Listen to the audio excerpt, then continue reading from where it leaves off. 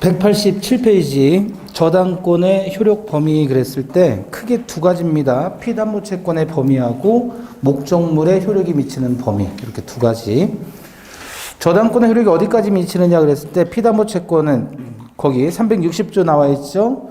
원본, 리자, 위약금, 채무 불이행으로 인한 손해배상. 근데 이거 채무 불이행으로 인한 손해배상을 네 글자로 하면 뭐라 그럴까요? 채무 불이행으로 인한 손해배상 네 글자로.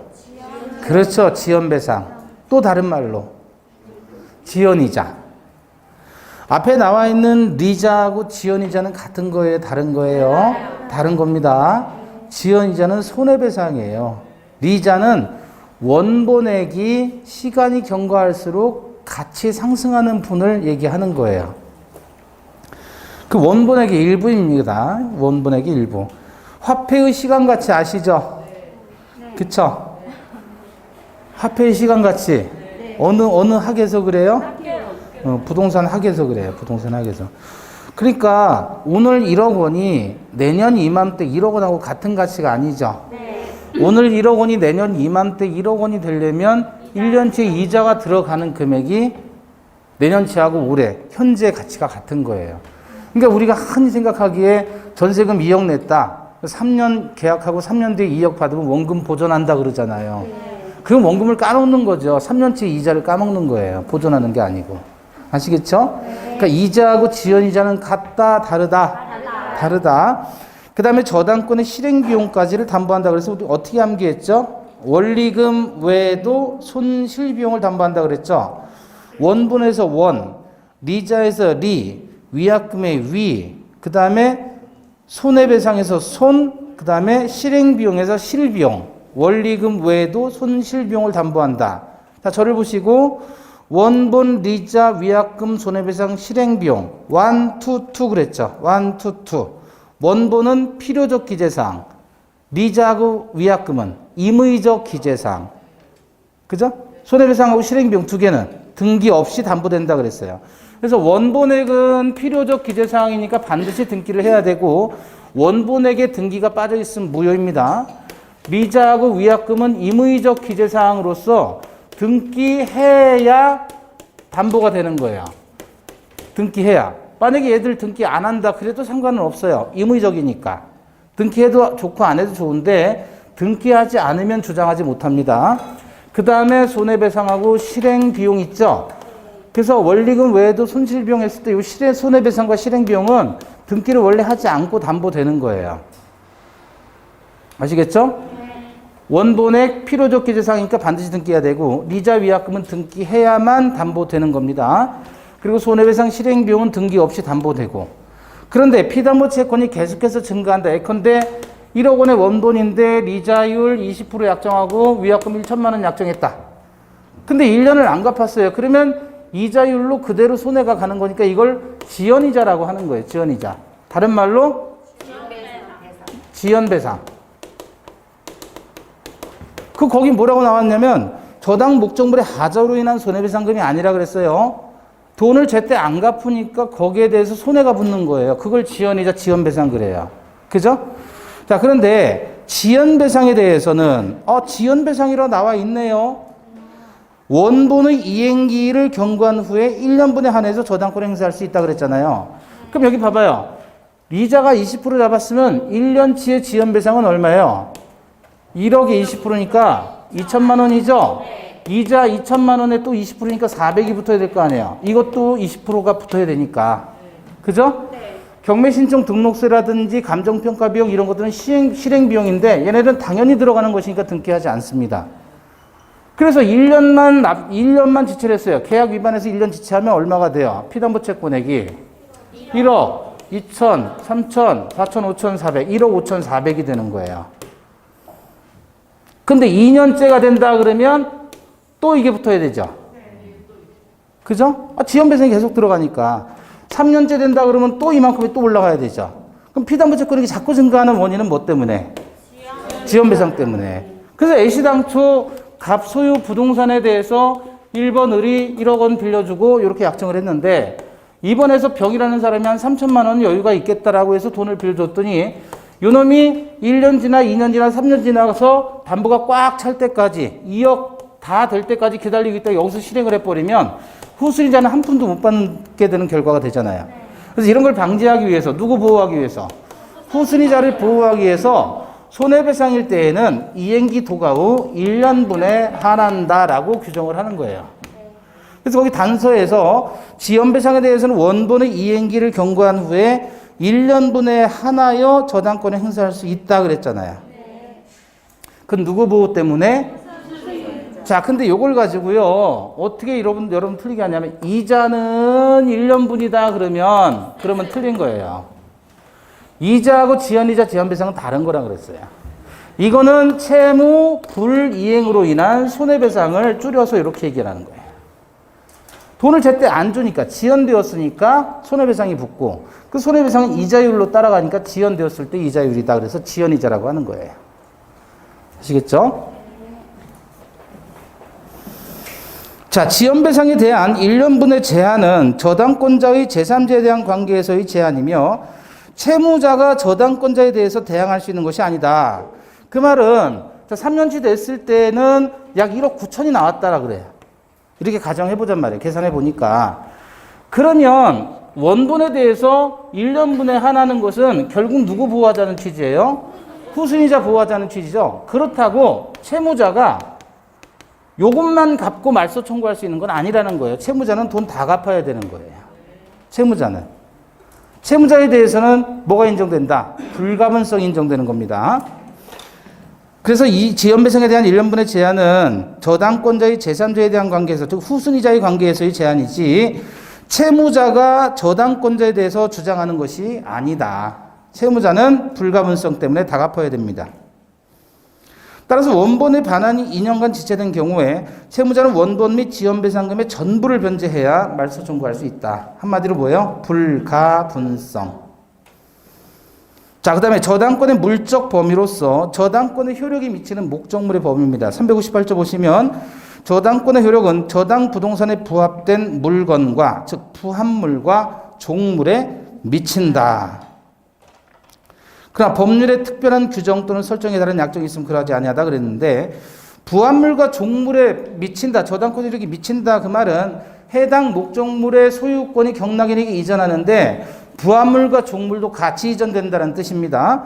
그래서 부합물과 종물 보시면 부합된 물건, 예컨대 유류 저장 탱크죠. 이것은 부합의 기초인 저당 목적물이 경매에 따라 당연히 수반해서 경락인에게 소유권이 이전되고, 종물도 마찬가지 넘어가요. 그런데 종된 권리에도 마찬가지로 저당권의 효력이 미친다는 겁니다. 종된 권리 보시면 건물 저당권의 효력은 건물의 존립을 위한 토지 이용권에도 미친다. 그럼 무슨 말이냐면, 자, 갑소유 토지입니다. 을이 이 토지를 사용을 해요. 그래서 을이 건물을 가지고 있다 그거야. 그러면 을의 입장에서 자기 땅이 아닌 남의 토지를 이용할 수 있는 권리가 뭐겠어요? 그렇죠. 지상권. 또 뭐겠어요? 지상권 말고 임차권도 되겠죠. 이와 같은 권리가 있어야만 건물은 철거 안 당하죠. 그렇죠? 그러니까 을이 건물을 소유하려면 건물은 땅 없이는 존재할 수 없잖아요. 그럼 건물을 을이 소유하기 위해서는 그 땅을 이용하는 권리가 있어야 되죠. 그걸 우리는 대지 이용권이라고 하는 거예요. 또는 대지 사용권이라고 하고, 그게 대표적으로 물권이라면 지상권이고 채권이라면 임차권입니다. 그런데 을이 만약에 이와 같은 권리 없이 건물을 지었다면 이건 남의 땅에 대해서 권리 없이 무단으로 건물을 지었으니까 철거 대상인 거예요. 여기까지 이해되죠? 그러면 을이 건물을 소유하고 있으니까 건물을 담보로 저당권 설정할 수도 있나요? 이렇게 저당권 설정할 수 있죠. 그럼 이렇게 됐을 때 저당권을 설정했다는 말은 지금 얘가 저당권자고 얘한테 건물 소유자에게 A가 돈을 예컨대 1억 원 빌려줬기 때문에 담보 잡은 거잖아요. 그러면 저당권자가 을로부터 1억 원 회수를 못해요. 원금 이자 회수 못하면 얘는 어떻게 하죠? 저당권을 실행하죠. 저당권 실행한다는 말은 뭐 한다는 거예요? 경매한다. 그럼 해당 건물이 경락인에게 넘어가죠. 소유권이 이전됩니다. 얘가 경락인이에요. 얘는 매각대금 완납 시에 법원에다가 매각대금 완납 시에 해당 건물의 소유자가 되는 거죠. 네. 문제는 건물 소유자가 을로부터 병에게로 바뀌었는데 이 저당권은 건물 소유권을 얘한테 넘겨주는 역할을 할 뿐만 아니라 필요한 무슨 권리? 종된 권리인 지상권이나 임차권에도 저당권 효력이 미치는 거예요. 패키지로 넘겨주게 됐다 그 얘기야.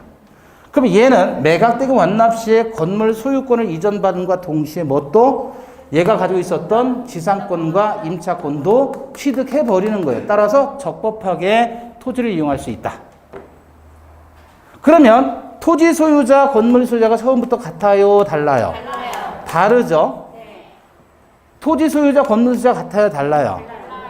다르죠? 여기도 갑이잖아요. 토지 소유권은 바뀐 적이 없으니까. 네. 그럼 다르죠? 네. 법정지상권이 발생한다, 안 한다? 안 한다. 그는 저당권의 효력이 건물 소유를 목적으로 하는 종된 권리인 여기 지상권이나 임차권에도 미치게 되니까 이 저당권은 건물 소유권을 이전해 줌과 동시에 패키지로 그 안에 있는 지상권, 임차권도 같이 넘겨준다 그런 역할을 하는 거예요. 그래서 저당권의 효력은 어디에도 종된 권리에도 미친다. 건물에 대한 저당권의 효력은 건물 소유를 목적으로 하는 종된 권리인 지상권과 임차권에 미친다라고 하는 거예요. 뭐라 그래요? 건물에 대한 저당권의 효력은 건물 소유를 목적으로 하는 종된 권리인 지상권과 임차권에 미친다. 다시 한 번 더. 건물에 대한 저당권의 효력은 건물 소유를 목적으로 하는 종된 권리인 지상권과 임차권에 미친다. 그 이야기는 이 저당권은 건물 소유권뿐만 아니라 패키지로 그 지상권이나 임차권도 같이 넘겨주는 역할을 하는 거예요. 이게 권리 종물의 이론이고 이것이 건물이 이렇게 쪼개진단 말이에요. 그걸 뭐 한다 그래요? 구분된다. 그러면 요 권리도 이 네 명이서 쪼개서 가져야 되겠죠? 그럼 요 권리 쪼개진 요 권리를 뭐라 그러는 거예요, 이걸? 대지 사용권. 따라서 전유 부분에 대한 저당권의 효력은 대지권에도 효력이 미친다라고 하는 거예요. 그래서 전유 부분과 대지권도 한꺼번에 같은 사람에게 넘어간다. 이걸 일체성이라고 이야기를 하게 되죠. 다 종된 권리 개념이에요. 그래서 건물에 대한 저당권의 효력은 건물의 존립을 위한 토지 이용권에도 미친다. 가령 토지 임차권이나 지상권이나 대지 사용권.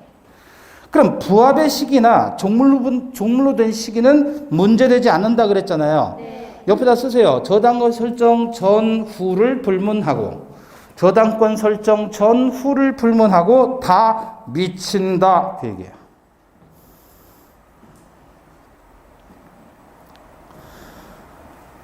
다만 이 저당권의 효력이 부합물과 종물에 미친다는 규정은 임의 규정입니다.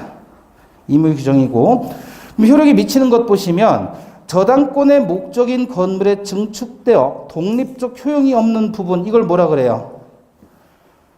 증축되었는데 독립적 효용은 없대요. 이걸 부합물이라고 하는 거죠. 저당권 설정 전에 목적 부동산에 권한 없이 부합된 물건 자, 위에는 증축한 물건인데 아래는 저당권 설정 전에 역시 권한 없이 부합이 됐어요. 네. 부합이 됐으니까 부합물에도 저당권 효력이 미치죠. 네. 세 번째, 저당권 설정 이후의 부합물. 마찬가지로 효력이 미치고 저당권 설정 이전에 저당 부동산의 종물도 저당권 효력이 미치고 그래서 저당권 설정 전후를 불문하고 미친다 그러는 거예요. 부합물과 종물에 대해선. 마지막에 건물의 소유를 목적으로 한 지상권자나 토지 임차인이 건물의 저당권을 설정한 경우에 지상권이나 토지 임차권은 이건 종된 권리죠. 종된 권리. 넘겨보시고 구분 건물이 전유 부분에 대한해서 설정된 저당권 전유 부분의 소유자가 취득해서 저점과 일체가 된 대지권에도 역시 미친다. 이 대지 사용권이 바로 종된 권리에 해당하죠. 그럼 효력이 안 미치는 건 뭐냐? 토지 저당권의 경우에 지상 건물에 효력이 미치지 않죠. 또 건물 저당권의 경우에 토지에 대해서도 효력이 미치지 않죠. 따라서 토지와 건물은 별개의 부동산이다. 그리고 제3자가 무단으로 경작한 수확기의 농작물이에요. 농작물에 대해서는 부합의 법리가 적용되지 않는다 그랬죠? 따라서 무단 경작자 소유잖아요. 따라서 토지에 대한 저당권은 농작물에 미치지 않습니다. 명인방법을 갖춘 수목은 토지와는 별개의 부동산이죠? 따라서 여기에 대해서도 저당권 효력이 안 미칩니다. 건물로 보시면 돼요. 명인방법을 갖춘 수목은. 그 다음에 저당권은 점유하는 권리가 아니기 때문에 과실의 효력이 미칩니까? 안 미칩니까? 안 미치죠. 다만 압류하면 저당권의 효력이 미칩니다. 그래서 저당 부동산에 대한 압류 이전에 저당 부동산으로부터 발생한 저당권 설정자의 차임 채권은 저당권의 효력이 미친다? 안 미친다? 안 미친다. 압류 이전이니까. 압류 후에는 차임 채권도 저당권의 효력이 미칠까요? 안 미칠까요? 압류 후의 과실에 대해서는 저당권의 효력이 미친다? 안 미친다?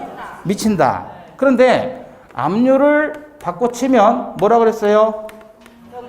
경매 후의 과실. 경매 후의 과실을 바꿔치면 압류됐다는 뜻이에요. 왜? 경매가 진행됐다는 말은 해당 부동산에 압류가 됐다는 뜻이라고 말씀을 드렸죠. 그러니까 경매 이후의 과실은 이미 과실이 압류된 상황이에요. 따라서 여기에 대해서는 저당권의 효력이 미친다. 미친다. 그 다음에 물상대위와 관련해서 매매대금은 물상대위 할 수 있어요? 없어요? 없지요. 물상대위가 되는 건 어떤 거라고 그랬죠? 멸실, 훼손, 공용징수 되었을 때를 얘기하죠. 매매되었을 때는 안 된단 말이에요. 왜냐하면 매매되면 저당권은 소멸하나요? 매수인에게 따라가나요? 따라가지요. 따라가니까 매매대금은 가치변형물이 될 수 없습니다. 자, 과실에 대해서는 안 미치고요. 물상대위와 관련해서 오른쪽 보시면 나와 있네요. 매매대금에 대해서 물상대위가 된다? 안 된다? 안 된다. 그래서 저당권자가 저당물에 취급할 수 있으므로 물상대위가 인정되지 않는다. 무슨 뜻이에요? 취급한다라는 말이 따라간다는 거죠. 여기 봐봐요. 갑소유 부동산에 을이 저당권을 취득하고 있는데 매매가 된 거예요. 그러면 누군가 매수인이 되는 사람이 돈을 얘한테 줬고 소유권 이전을 했을 거 아니냐 그거예요. 그죠? 그럼 소유권 이전 등기가 되면 저당권은 말소합니까? 따라갑니까? 따라가잖아요. 매매는 승계취득, 원시취득. 승계취득이니까. 그쵸? 그럼 저당권이 따라가서 얘가 돈을 못 받으면 얘는 경매하면 되잖아요. 그쵸? 그럼 매매를 통해서 저당권이 소멸하는 건 아니란 말이에요. 그런데 멸실, 훼손, 공용징수 이건 법률적인 멸실인 거예요. 공용징수는. 수용되는 건 법률적으로는 멸실로 봐요.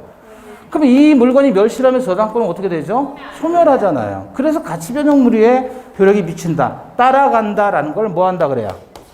취급한다. 그래서 저당권자가 저당 목적물에 따라갈 수 있으므로 물상대위할 필요는 없습니다. 다만 저당권의 목적 토지가 공익사업을 위한 토지 등의 취득 및 보상에 관한 법률에 따라 협의 취득된 거는 요거는 수용된 게 아니라 매매했다는 뜻이에요. 협의 취득은. 따라서 이 경우 실질, 그 보상금의 실질은 매매대금이기 때문에 매매대금에 대해서는 물상대위할 수 없다.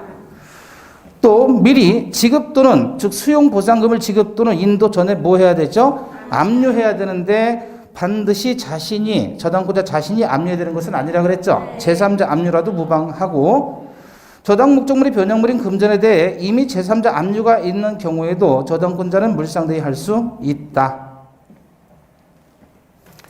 자, 부당이득 반환 관련해서 저당권자가 저당 목적물의 수용 등으로 인해 목적물 소유자가 받을 금전 지급 청권을 압류하기 전에 그 소유자가 지급 청권에 기해서 금전을 수령함으로써 저당권자가 물상대위권을 행사할 수 없는 경우에 저당권자는 목적물의 소유자에게 부당이득 반환을 청구할 수 있다. 자, 이거 봐봐요. 지금 이 갑이라는 이 사람이 저당권자 을 말고도 일반 채권자 병, 정, 무라는 사람도 채권자로서 있었어요. 그런데 이 부동산이 지금 수용이 돼버려서 수용 보상금으로 바뀌었다는 거예요. 근데 보상금을 얘한테 실제 주기 전에 이자가 압류를 해버렸어요. 근데 얘들은 일반 채권자예요. 얘는 저당권자고. 압류를 딱 걸어놨더니 이놈이 와서 우선 변제권을 행사하더란 말이에요. 압류는 누가 했는데? 병이 했는데 이렇게 해도 돼요? 된다는 거예요. 아니 압류는 내가 했는데요 그랬더니 뭐라 그래요? 압류는 누가 해도 상관없다. 압류의 목적은 얘 재산을 묶어놓기 위함이에요. 도망가지 못하게. 잡아놓은 거는 누가 잡아도 상관없지 않느냐 그거예요. 그럼 얘는 너무 억울하잖아요. 지 돈 들여서 지가 압류를 했는데 압류는 자기가 해놓고 이름이 와서 우선 변제를 해버린단 말이에요. 그죠? 그래서 그럼 너 물권자지 왜 일반 채권자 했느냐 그거예요. 얘는. 이게 담보물권의 우수한 성질인 거예요. 추급적 효력이라고 하는 거예요. 어디든 쫓아가서 우선 변제권 행사할 수 있다는 거예요. 그리고 얘가 받고 남으면 얘네들이 받는 거예요. 그래서 일반 채권과 담보물권 차이가 있는 거예요. 그러니까 앞으로 돈 빌려줄 때 담보 잡을 거예요? 안 잡을 거예요? 잡아야 된다. 아시겠죠? 네. 자, 저당권 실행 전의 효력입니다. 저당물 소유자의 권한. 저당물 소유자의 사용 수익 처분권 등은 그대로 다 인정되는 거죠. 실행하기 전이니까. 거기서 제3취득자의 보호 그랬어요. 제3취득자인 사람, 소유자, 지상권자, 전세권자. 제3취득자가 아닌 사람이에요. 후순위 근저당권자, 물상보증인, 건물의 증축비용의 투자자. 이게 뭐냐면 저당권이 실행이 되죠. 여기 봐봐요. 갑수의 부동산에 1번 저당권자 의뢰요. 근데 저당권 설정자고 저당권자겠죠? 2번에서 지상권, 전세권.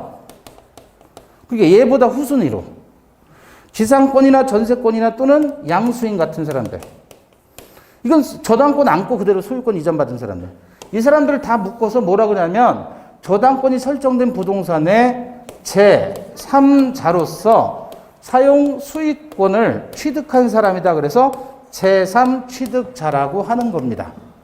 저당 부동산의 제3취득자.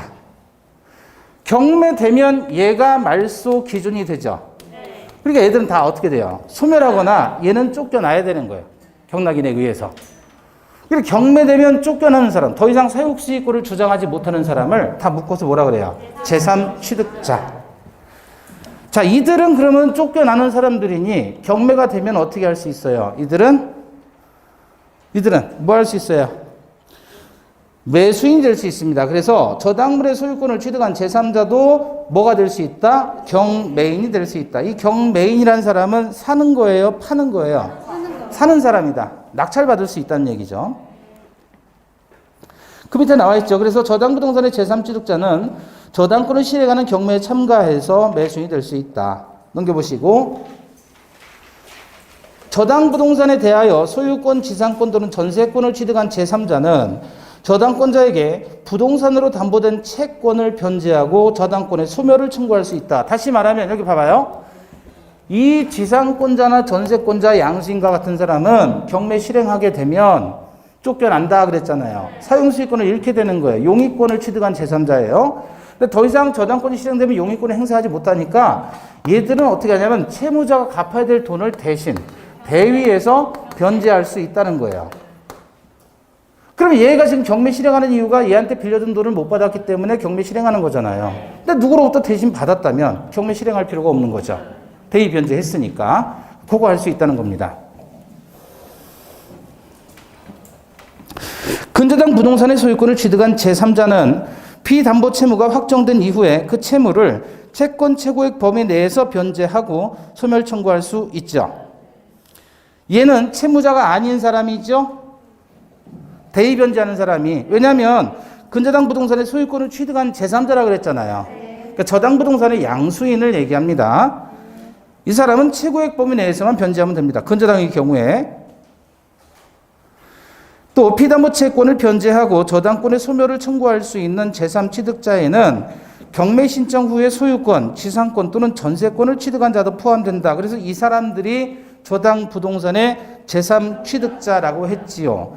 근데 그 밑에 저당 부동산에 대한 후순위 저당권자는 제3취득자가 아니다. 후순위 저당권자는 사용수익권이 없다 그랬잖아요. 여기 봐봐요. 저당권이 설정된 부동산의 제3자로서 취득하는 사람은 무슨 권 취득한 사람이에요? 용의권 취득한 사람이에요. 이 사람들이 대위 변제하거나 낙찰자로 매수인으로서 입찰 참가할 수 있다는 얘기지, 이 사람보다 후순위 저당권자는 대의변제할 수 있는 사람이 아닙니다. 후순위 저당권자. 자, 그 다음에 이들은 그러면 봐봐요. 대의변제를 하거나 아니면 지들이 입찰해서 낙찰자가 되든지 상관없어요. 근데 그런 돈이 있어야 되죠. 돈이 없으면 대의변제도 안 되고 낙찰도 못 받아요.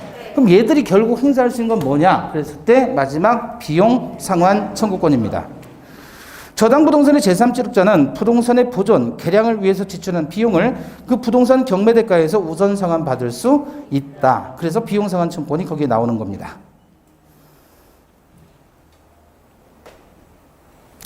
다만 거기 오른쪽 제3취득자 아니다 그랬을 때 두 번째 보시면 건물의 증축 비용을 투자한 자가 그 대가로 건물에 대한 공유 지분 이전 등기를 격려받았다면 저당권이 실행되더라도 매수대금에서 우선 상환을 받을 수는 없다 그랬죠. 왜냐하면 얘는 투자한 사람이고 투자를 통해서 지분의 이전을 받은 사람이에요. 그죠? 그럼 얘는 제3자로서 사용권을 취득한 자가 아니죠. 따라서 얘는 대의변처 비용 상환 청구할 수 없다. 다음에 저당권 침해에 대한 저당권자의 보호입니다. 물권적 청구권은 그래서 저당권자도 물권적 청구권이 있다는 거예요, 없다는 거예요? 있다는 거지만 뭐는 안 돼요? 반환 청구권은 행사하지 못하죠. 점유를 하지 않으니까. 그래서 CF에 나와 있죠. 건물 저당권자는 저당권 침해를 이유로 자신에게 건물을 반환을 청구할 수는 없습니다. 다만 그 위에 보시면 저당권이 설정된 토지 소유자가 그 위에 건물을 신축하는 경우 저당권자는 교환가치 실현이 방해될 염려가 있으면 공사 중지를 청구할 수 있다 그랬죠. 자, 봐봐요. 자, 나대지를 소유하는 갑입니다. 토지 소유자예요. 근데 을이 저당권자예요. 그럼 얘한테 갑에게 돈을 빌려줬단 말이에요. 그럼 저당권 취득하고 있어요. 그럼 이 나대지에 대한 사용수익권은 누구에게 있는 거예요? 갑에게 있는 거란 말이에요. 따라서 얘가 여기다 건축행위를 하든 말든 그 을이 관여할 바가 아니죠. 사용수익은 갑에게 있으니까, 저당권 설정자에게 있으니까. 그럼 얘가 여기서 공사를 했을 때 얘가 공사하지 말라고 공사 중지를 청구할 수 있겠느냐 그거예요. 없어요. 당연히 없어요. 공사 중지를 왜 청구해요? 그죠? 그런데 얘가 공사를 하는데 문제는 저당권이 실행이 되었거나 또는 실행이 예상되는 상황이에요. 다시 말하면 갑이 건물 지어서 분양을 하려고 그랬는데 자빠진 거예요. 분양이 안 되는 거예요, 지금. 그러니까 저당권이 실행되었거나 실행이 예상되는 상황이다. 그 말은 갑이, 채무자가 뭐를 못해요? 이자도 못 내고 있는 상황인 거예요. 이런 상황이라면 일반적인 경우는 공사 중지 못 하는 거예요. 저당권은 아무런 점유할 권리가 없기 때문에 얘가 공사를 하든 뭐를 하든 얘는 할 수 있는 권리가 없어요. 점유를 안 하니까. 그런데 지금 저당권이 이미 실행되었거나 실행이 예상되는 상황이다. 그 말은 갑이 지금 원금커녕 이자도 못 갚는 상황이란 거예요. 그럼 이 상태에서 벗어날 수 있는 방법은 얼른 지어서 분양하는 거죠. 그죠? 그래서 분양하기 위해서는 어쨌든 공사를 해야 될 거 아니에요. 그죠? 그럼에도 불구하고 지금 돈도 못 갚으면서 공사를 강행하고 있다면 이런 경우에 한해서 예외적으로 공사 중지가 가능하다. 이거는 왜 그러냐면 장래에 계속해서 얘가 지금 이자도 못 내는 주제에 공사를 계속 감행한다 그러면 땅값은 계속해서 떨어질 거 아니야. 가치가. 분양에 성공할지도 미지수고. 그죠? 그러니까 얘가 그러면 이 땅값이 떨어지게 된다 그러면 나중에 얘가 낙찰가에서 변제를 받아야 되는데 우선 변제를 받아야 되는데 변제받지 못할 가능성이 높기 때문에 그래서 저당권이 지금은 모르겠지만 나중에 낙찰이 안 되면은 자기 채권도 회수하지 못할 가능성이 높기 때문에 예외적으로 이때는 공사 중지가 가능하다는 거예요. 방해 예방 청구로서. 이해되십니까? 방해 예방 청구로서. 그래서 그걸 되게 간단하게 표현한 거예요. 저당권이 설정된 토지 소유자가 그 위에 건물을 신축하는 경우 저당권자는 교환가치 실행이 방해될 염려가 있으면 그랬죠. 그 염려가 있으면 밑줄 그시고 저당권이 실행되었거나 실행이 예상되는 상황. 저당권이 실행되었거나 190페이지 밑에서 셋째 줄이죠.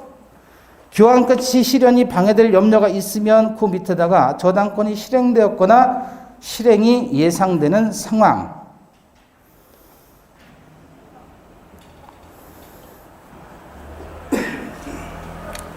자, 오른쪽에 보시면 나머지 손배청 즉시변제 청구권 저당물의 보충 청구권은 보시고요. 그 다음에 6번 저당권의 실행입니다. 반가로 1번 저당권자의 우선 변제 권능 그랬죠. 거기서 저당권의 실행과 우선 변제 권능의 순위 그래서 집행비용, 공익비용, 최우선 변제권, 당해세, 우선 변제권이 있는 채권 등은 우리가 알 필요가 없어요. 뭐만 보시면 돼요? 최우선 변제만 보시면 돼요. 뭐죠? 주택임차인이나 상가임차인의 최우선 변제권. 집행비용, 공익비용 우리가 알 게 뭐예요?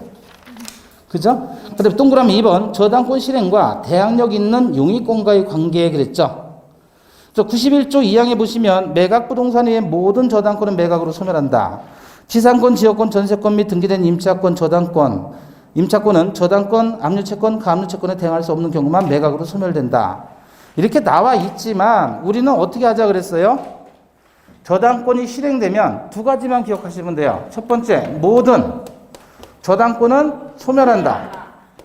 두 번째, 최선 순위의 저당권이 말소 기준이다. 이렇게만 기억하자 그랬잖아요.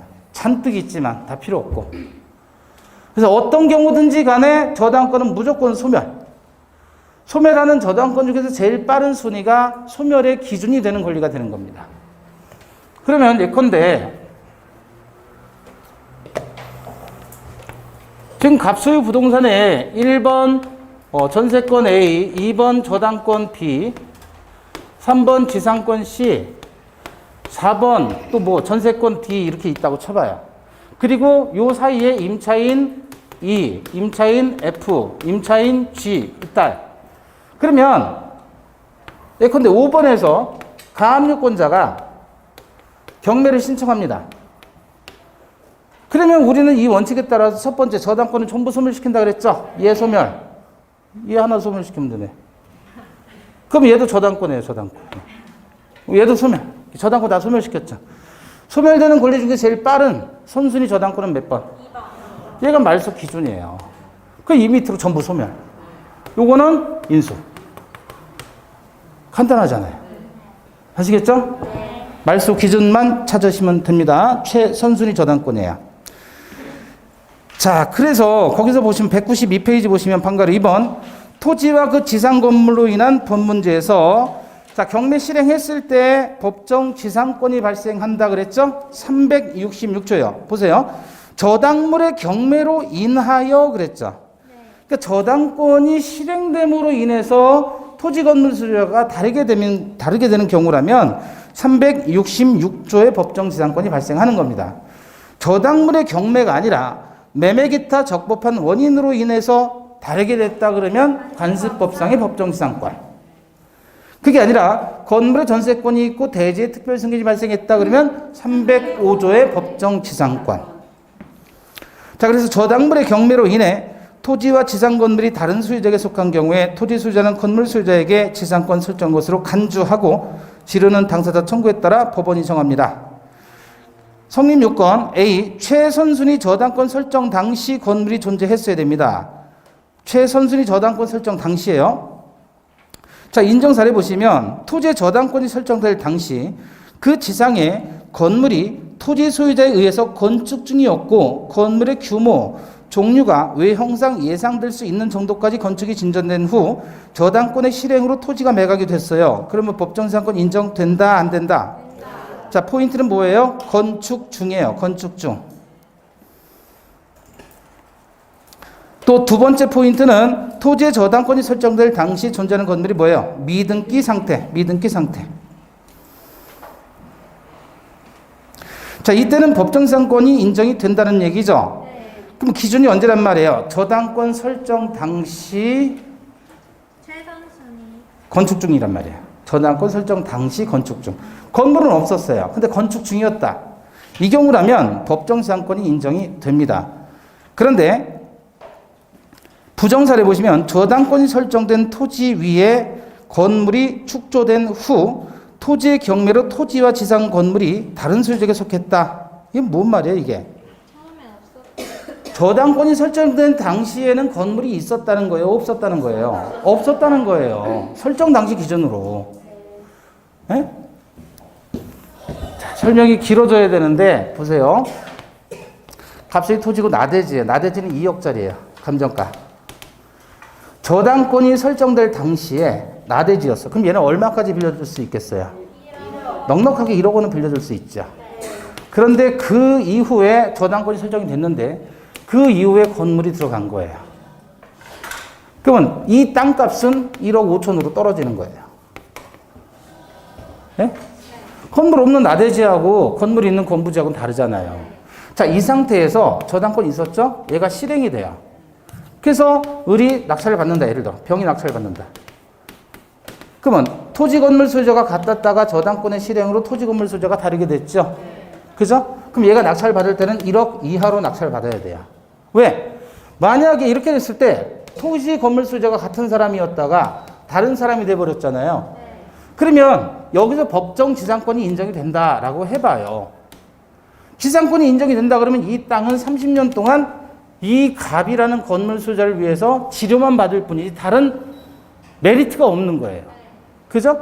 그럼 얘는 애시당 1억 이하로 낙찰받으면 얘는 애시당초 얼마라고 빌려줬어요? 1억이라고 1억 정도는 충분히 회수 가능하다고 생각하고 돈을 빌려줬더니 1억도 안 되게 낙찰을 받으면 그 돈 얘가 다 회수한다고 해도 돈 미치잖아요. 못 받잖아요. 이게 되는 거예요?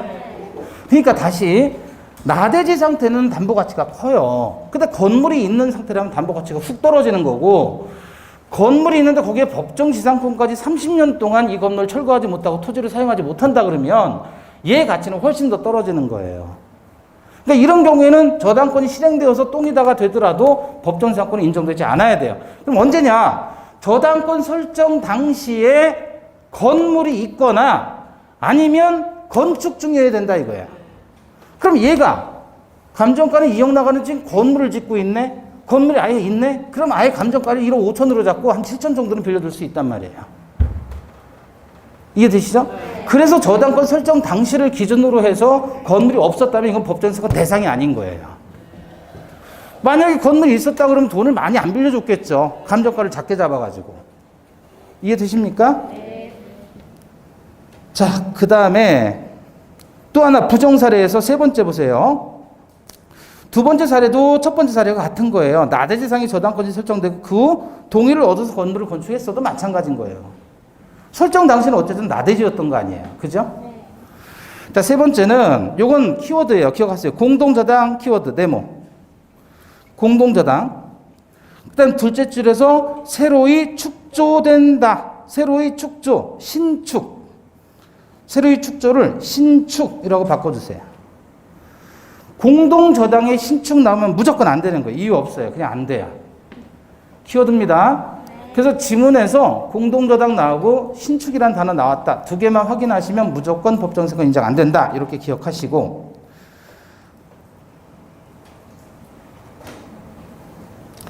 자, 오른쪽에서 부정사례 한번 보실까요? 부정사례에서 미등기 건물을 대지와 함께 양수 밑줄. 미등기 건물을 대지와 함께 양수. 뭐예요 이거? 이게 일체로라는 거예요. 이러면 무조건 안 되는 거예요. 아까 관습법상의 법정지상권 안 되는 네 가지 뭐였어요? 환지, 지분, 일체로, 무효 그랬잖아요. 그래서 일체로가 바로 이겁니다. 그 다음에 효과, 강행 규정이고요. 범위, 존속, 기간, 지료, 처분 다 본 겁니다. 앞에서 본 거 같고요. 그 다음에 리을에서 관습법상 법정지상권과 366조 비교한다. 이것도 앞에서 본 겁니다. 넘겨보시고. 다만 일괄 경매 청구권이라는 게 있어요. 194페이지에서 2번 동그라미 2번 일괄 경매 청구. 여기 봐봐요. 아까 저당권 설정 당시에 나대지였죠. 그 이후에 저당권 설정자 건물을 지었죠. 그런 경우 저당권이 실행되면 법정지상권 인정되겠다 안 되겠다? 안 된다 그랬죠. 자, 이런 경우 법정지상권 인정 안 돼요. 그러면 건물은 어떻게 되죠? 철거하는 겁니다. 철거해요. 그럼 철거하면 아까워요 안 아까워요? 그러면 이 경우에 차라리 어떻게 하냐면 이렇게 철거를 할 바에는 지금 저당권자가 나대지 상태에서 돈을 빌려줬죠. 그러면 첫 번째 저당권 설정 당시에 뭐였죠? 나대지 상태죠. 나대지. 두 번째, 지금 얘가 건물을 지어서 소유하고 있는 거죠? 저당권 설정자가 건물을 뭐하고 있죠? 소유하잖아요. 그럼 이 경우 을이라는 저당권자는 토지에 대해서 저당을 잡았지만 얘가 토지를 팔아서 자기 돈을 회수 못했다. 토지를 경매했는데 자기 돈 다 못 갚았다. 그럼 얘는 갑에게 건물까지 다시 별도로 압류를 해서 돈을 받아내야 될 거 아니에요. 그렇죠? 그런데 문제는 저당권 설정자가 지금 건물을 뭐하고 있다? 소유하고 있죠. 토지에 대한 저당권의 효력은 지상건물의 효력이 미친다, 안 미친다? 안 미친다. 그렇지만 설정자가 건물을 소유할 때 한해서 저당권자는 토지와 건물을 한꺼번에 경매로 넣을 수 있다는 거예요. 일괄해서 경매를 넣을 수 있다. 조건은 뭐예요? 설정 당시에 나대지일 것. 두 번째, 설정자가 건물을 소유할 것. 근데 문제를 낼 때는 이렇게 내요. 저당권 설정 당시 나대지 상태이었다가 갑이 저당권이 있는 상태에서 토지를 예컨대 A라는 사람에게 빌려줬어요. 지상권을 얘가 취득했어요. 그 지상권자가 건물을 진 거예요. 이랬더니 일괄 경매가 되겠어요? 안 되겠어요? 안 되죠. 첫 번째 조건은 같아요. 설정 당시 나대진 건 맞는데, 두 번째, 저당권 설정자는 갑인데 얘가 건물을 소유하는 게 아니잖아요. 이런 경우는 일괄 경매 안 되는 거예요. 갑이 건물을 뭐하고 있어야 된다? 소유하고 있어야 된다. 이래야 일괄 경매가 되는 겁니다. 이해되셔요? 네. 근데 지금 이 상태에서는 지금 설정자가 건물을 소유하는 거예요? 안 하는 거예요? 얘가 건물 소유하는 게 아니죠? 그럼 이거 일괄 경매 돼요? 안 돼요? 안 되는데 A로부터 다시 건물을 갑이 샀어요. 매수했어요. 갑이 매수했어요. 그러면 갑이 설정자가 건물을 뭐하고 있죠? 지금 소유하죠. 요러면 일괄 경매 되는 거예요. 근데 너무 무리하게 해가지고 돈을 너무 많이 빌려가지고 그걸 못 갚아요. 그래서 이게 경매로 넘어가서 다른 사람에게 넘어갔어요. 그러면 설정자가 건물 소유해야 안 해요? 안 하죠. 이러면 안 되는 거예요. 일괄 경매가. 그래서 얘가 투잡, 쓰리잡 뛰어가지고 다시 돈 벌어서 건물을 샀어요. 다시 매수했어요. 이러면 일괄 경매 되는 거예요. 아시겠죠? 그러니까 일괄 경매는 요게 핵심이에요. 저당권 설정자가 지상 건물을 소유한다. 여기 포인트예요. 소유한다.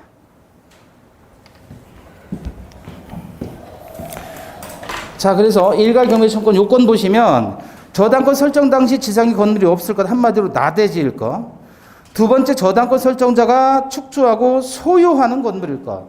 포인트는 직접 지어야 되는 게 아니에요. 소유만 하면 돼요. 다른 사람이 지어도 상관없습니다. 자, 일괄 경매 청구 안 되는 거, 제3자가 건물을 지었으면 안 되겠죠. 또 저당권 설정자가 건물을 축조했는데 제3자에게 양도했다면 설정자가 건물을 소유하는 게 아니잖아요. 이때도 안 됩니다. 일괄 경매 청구 인정되는 거 밑에 보시면 설정자로부터 용익권을 설정받은 자가 건축한 건물인데 나중에 저당권 설정자가 소유권을 취득해버려요. 그러면 일괄 경매가 된다. 되면 효과입니다. 일괄 경매 청구는 권리가 아니고, 권리이고 의무는 아니다. 이게 포인트예요.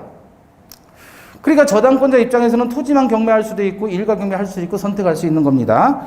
두 번째, 토지와 건물을 일괄 경매한다고 해도 저당권자는 건물의 경매 대가에 대해서는 우선 변제권이 없습니다. 토지에 대한 저당권자이니까.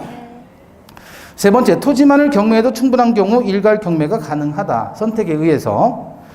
경매에서 토지와 건물은 동일인에게 매각되어야 합니다. 그래서 일괄 경매를 하는 겁니다.